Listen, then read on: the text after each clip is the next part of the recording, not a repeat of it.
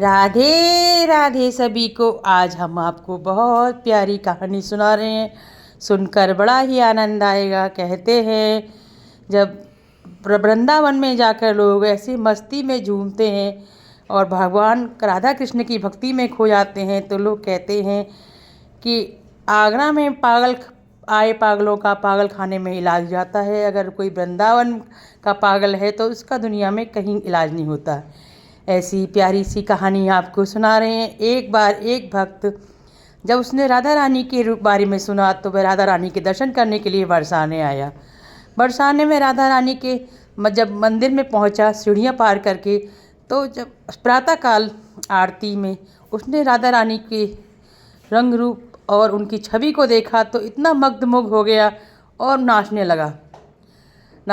उसने अपनी दोनों आंखें बंद कर ली, हाथ ऊपर करके राधा रानी की भक्ति में नाचता रहा। नाचते नाचते उसके पैरों में दर्द हो रहा, उसे कोई होश नहीं है। वो तो नाचे जा रहा था। जब राधा रानी के भोग का समय आया तब पुजारी जी ने कहा कि प्रभु चलिए, बाहर चलिए, यहाँ पर राधा रानी का भोग लगता है। वो भोग एकांत में ग्रहण करती हैं।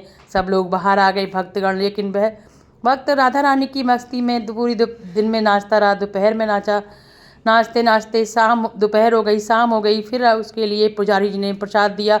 उसने प्रसाद ग्रहण किया। प्रसाद ग्रहण करने के बाद फिर नाचना शुरू कर दिया।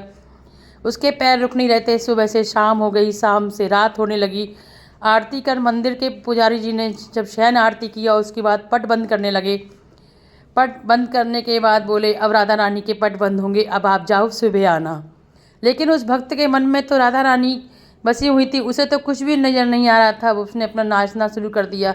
नाचते नाचते कब राधा रानी के मंदिर पे सीढ़ियों पर लेट गया, तभी उसने देखा कि उसके पास एक सांवला सलोना सा बालक आया है और उसके पैर पकड़ने लगा। वह भक्त बोला, अरे आप कौन हो, मेरे पैर मत पकड़िए, मेरे पे पाप चढ़ेगा। तो बोले, नहीं नहीं, हमें यहाँ के पुजारी जी ने भेजा है।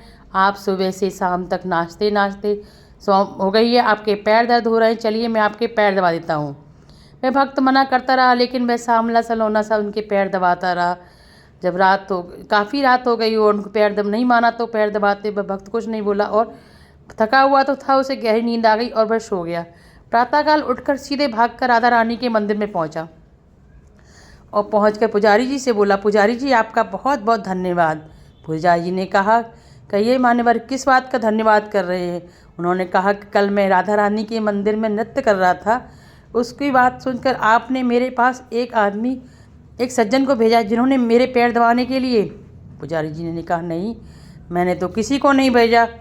पुजारी जी को ये समझते देर नहीं लगी कि राधा रानी अपनी भक्तों पर कब कृपा कर दें, कैसे कृपा कर दें, कुछ पता नहीं चलता है। ये जरूर श्री जी ने ही किसी अपने सेवक को भेजा होगा राधा रानी अपनी भक्त की सेवा करने के लिए। जब उसने भक्त ने ये बात सुनी कि श्री जी ने भेजा होगा, उसकी आंखों से आंसू बहने लगे और श्री जी के चरणों में गिर गया और बोला, राधा रानी आप ऐसी कृपा करती की आपने, प्रभु आपने अपने भक्तों का इतना ध्यान रखती हैं, आप कितना ध्यान रखती हैं अपने भक्तों का। हे राधे रानी, आप जैसी शायद ही कोई, राधे रानी आप जैसी कोई हो जो अपने भक्तों का इतना ख्याल रखती है। श्री जी के चरणों में रोता रहा, आंसू बहाता रहा। पुजारी जी ने कहा कि श्री जी ने तुम्हें स्वीकार किया है, तुम्हारी नृत्य रूपी भक्ति को स्वीकार किया है। और उसके बाद में मंदिर में अब उसका काम हो गया, प्रतिदिन मंदिर में नृत्य किया करता था। आपको मेरी कहानी कैसी लगी? अगर पसंद आई हो तो मेरे चैनल को सब्सक्राइब कीजिए, लाइक कीजिए, शेयर कीजिए। राधे राधे।